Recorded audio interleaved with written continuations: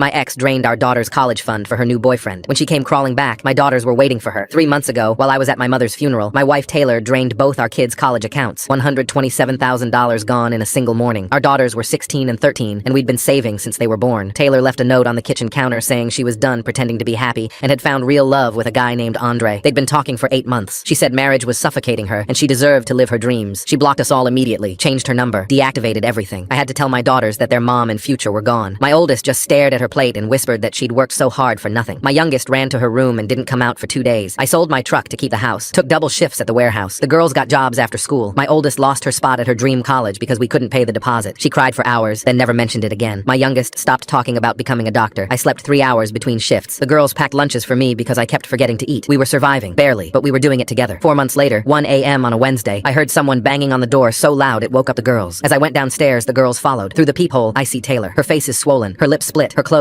torn. My oldest grabbed my arm and begged me not to open it, but Taylor was screaming that someone was trying to kill her. I thought maybe she'd been in an accident or something. I opened the door but kept the chain on. She was hysterical, claiming I'd ruined her life, that I'd set her up, that I should have protected her. I genuinely had no idea what she was talking about and told her to slow down and explain. She kept looking over her shoulder at the street, her whole body trembling. She pulled up her jacket sleeve, revealing deep bruises around both wrists, the kind you get from being grabbed and held down. That's when it clicked. Something had happened with Andre. She was babbling about how I must have known, how I deliberately didn't warn her, how I wanted this to happen as revenge. I kept insisting I didn't know what she meant. Finally, she choked out that Andre wasn't who she thought he was. He wasn't some successful entrepreneur like he claimed. Turns out Andre had a wife. Not just any wife, but the daughter of someone who ran illegal gambling operations across 3 states. Very dangerous people who didn't take kindly to homewreckers. Andre had been using Taylor's money to pay off his massive gambling debts to his father-in-law. When the money ran out after 2 months, he went back to his wife and threw Taylor under the bus. Told them Taylor had seduced him, that she knew he was married, that she was trying to extort him. The wife believed her husband. Now they were after Taylor. She'd been hiding in cheap motels for 3 weeks, moving every night, but they kept finding her. 2 nights ago, 3 men showed up at her room. She escaped through the bathroom window and had been sleeping in her car since. She was out of money, out of options. She looked me straight in the eyes. "You owe me protection," she said, her voice cracking. 15 years of marriage. I'm the mother of your children. She gripped the doorframe. "Let me inside. Help me figure something out. We can go to the police together, or you can loan me money to disappear." I started to respond when my youngest daughter stepped out from behind me. "Mom," she said, pulling out her phone. "Remember when you cleaned out our college funds? I recorded our last phone call." Taylor's face went white. "I have you admitting you forged Dad's signature on the withdrawal forms. You laughed about how stupid he was for trusting you with the account passwords." My daughter's finger hovered over the screen. "You said we were baggage you couldn't wait to dump." My oldest daughter appeared in the doorway holding our house phone. "I just got off the phone with the police. We filed fraud charges 2 months ago when we found the forged documents. They've been looking for you." Taylor stumbled backward, her eyes darting between us. "You can't do this. Those men will find me in jail. They'll kill me. You should have thought about that before you stole our futures," my oldest said. Red and blue lights appeared at the end of our driveway. 2 officers were already walking up the path. Taylor looked at me desperately, begging me to say something, to stop this. I just stepped back and slowly closed the door. The girls and I stood together in silence until the police car drove away.